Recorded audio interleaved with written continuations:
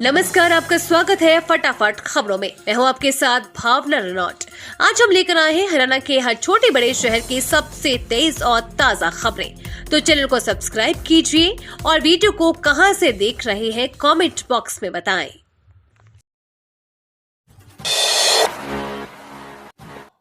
हरियाणा में गरीब और मजदूरों को मिलेंगे 6 लाख नए मकान। नायब सरकार ने सदन में पेश किया विकास का रोड मैप। हरियाणा के मुख्यमंत्री नायब सिंह सैनी के नेतृत्व वाली भाजपा सरकार ने अपने अगले कई सालों का रोड मैप तैयार कर लिया है।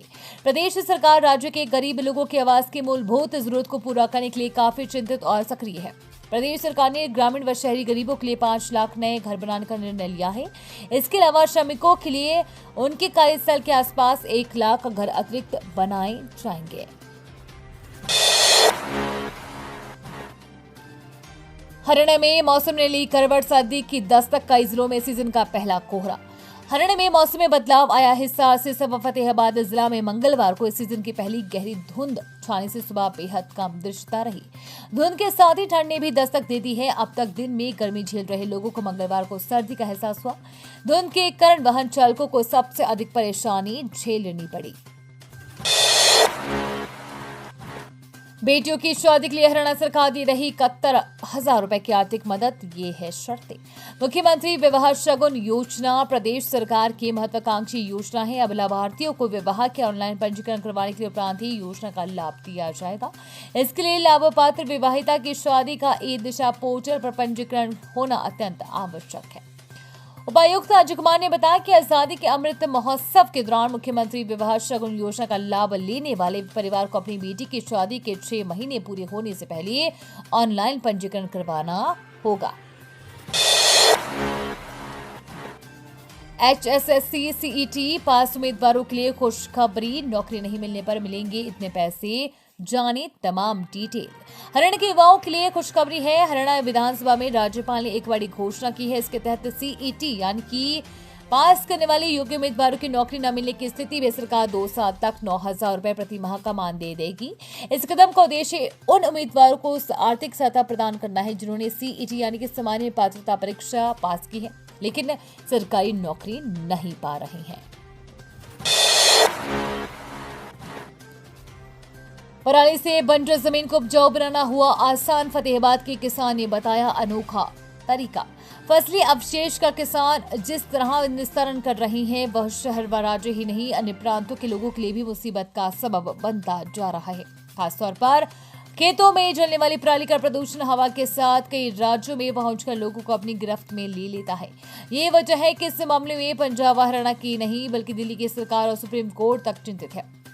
कमोबेश इसी चिंता के साथ हरियाणा में फतेहाबाद जिले के गांव बड़ोपल के किसान राजीव पराली के अनुकरणीय उपयोग से बंजर भूमि की क्षारीयता खत्म कर उस पर फसल तैयार कर रही हैं। अन्य फसलों के भी अवशेष से जमीन को उपजाऊ बनाने के वाले राजीव दूसरे किसानों के लिए नजीर बन गए हैं।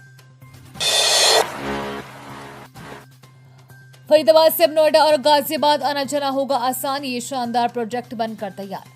फरीदाबाद, नोएडा, गाजियाबाद और पूर्व से पश्चिम फरीदाबाद की कनेक्टिविटी को लेकर प्रशासन गंभीर नजर नहीं आ रहा है। दोनों परियोजनाओं को तेज चलाने की दिशा में एकदम कदम आगे बढ़ रही हैं।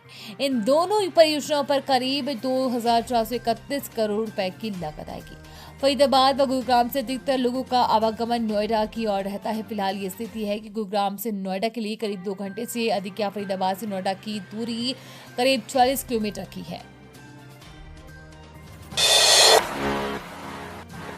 उच्चतर शिक्षा विभाग की लापरवाही। हरियाणा के 56% कॉलेजों में प्रिंसिपल नहीं पदोन्नति भर्ती दोनों अटकी।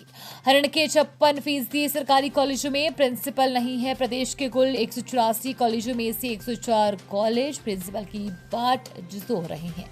काम चलाने के लिए सहायक प्रोफेसरों को अतिरिक्त कार्यभार दिया गया है। उच्चतर शिक्षा विभाग की कार्यप्रणाली के चलते ये पद खाली है। लंबे समय से ना तो सहायक प्रोफेसरों की पदोन्नति हुई है और न ही प्रिंसिपल के पदों पर सीधी भर्ती हो पाई है। यात्रीगण कृपया ध्यान दें।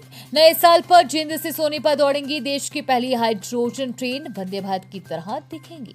नए साल पर जींद से सोनीपत के बीच देश की पहली हाइड्रोजन ट्रेन दौड़ने लगेगी। जींद जंक्शन पर बन रही हाइड्रोजन प्लांट का कार्य लगभग 80% पूरा हो चुका है। इसके निर्माण की अंतिम तिथि दिसंबर है। 2 माह में 20% कार्य भी पूरा हो जाएगा। इसके बाद जींद सोनीपत के बीच ट्रेन का ट्रायल लिया जाएगा। ट्रायल सफल होने पर हाइड्रोजन गैस से ट्रेन को चलाया जाएगा। ये ट्रेन वंदे भारत की तरह दिखाई देगी। गौरतलब है कि रेलवे जंक्शन पर 118 करोड़ रुपए की लागत से 2000 मीट्रिक एरिया में हाइड्रोजन गैस प्लांट का निर्माण किया जा रहा है।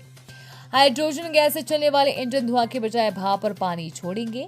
डीजल से चलने वाली ट्रेन के बराबर होगी। ये ट्रेन 1 किलो हाइड्रोजन में करीब 4.5 लीटर डीजल के बराबर माइलेज होगी और वहीं इस ट्रेन का रखरखाव भी सस्ता होगा। एक दूसरे के लिए हॉकी खिलाड़ी ओलंपियन आकाशदीप और मोनिका की हुई सगाई। 15 नवंबर को मोहाली में शादी। भारतीय हॉकी टीम के स्टार खिलाड़ी ओलंपियन आकाशदीप सिंह और हरियाणा की हॉकी खिलाड़ी मोनिका जल्द एक दूसरे के साथ शादी के बंधन में बंधने वाले हैं। दोनों खिलाड़ियों की शादी होने जा रही है। दोनों की सगाई लुधियाना हाईवे स्थित क्लब में हुई है।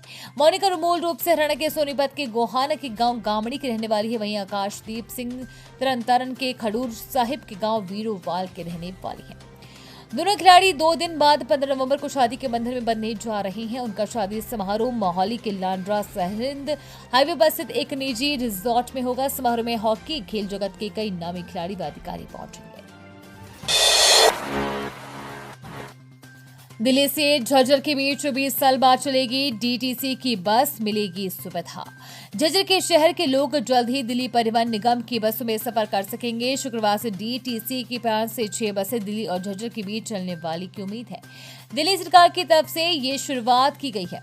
लगभग 20 साल के बाद झज्जर दिल्ली के बीच डीटीसी की बस सेवा शुरू हो रही है।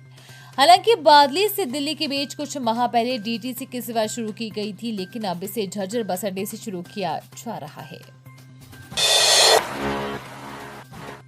हरियाणा में 4 साल पहले शुरू की गई थी अटल किसान मजदूर कैंटीन योजना। इस जिले में आज तक नहीं खुली। हरियाणा में करीब 4 साल पहले बीजेपी जेजेपी गठबंधन सरकार के कार्यकाल में शुरू हुई अटल किसान मजदूर कैंटीन योजना से जिले की सभी अनाज मंडियां वंचित हैं। सरकार की इस योजना के तहत किसानों और मजदूरों को 10 रुपए में भरपेट खाना मिलता है। प्रदेश के सभी जिलों में इस योजना का लाभ लिया जा रहा है, मगर फरीदाबाद जिले में इस प्रकार की कोई योजना धरातल पर नहीं है। मंडी अधिकारी इस योजना से पल्ला झाड़ते हुए किसी भी प्रकार के आदेश या नोटिस न आने की बात कही है। जिले में इस योजना के ही नहीं होने से किसानों और मजदूरों में रोष है। डिजिटल अरेस्ट युवती से 6.85 लाख की ठगी में 9 गिरफ्तार। गुजरात, राजस्थान, महाराष्ट्र व यूपी के हैं आरोपी। युवती को डिजिटल अरेस्ट कर 6.85 लाख रुपए की ठगी में सैबर थाना पुलिस ने गिरोह का भांडाफोड़ करते हुए 9 आरोपियों को गिरफ्तार किया है। आरोपियों को राजस्थान के दौसा स्थित लालसोट से गिरफ्तार किया है। आरोपी गुजरात, राजस्थान, महाराष्ट्र व उत्तर प्रदेश के रहने वाले हैं। आरोपियों की गिरफ्तारी से देश भर में ठगी के 95 मामलों व 2473 शिकायतों का खुलासा हुआ है। ये 8.78 करोड़ रुपए की ठगी कर चुके हैं।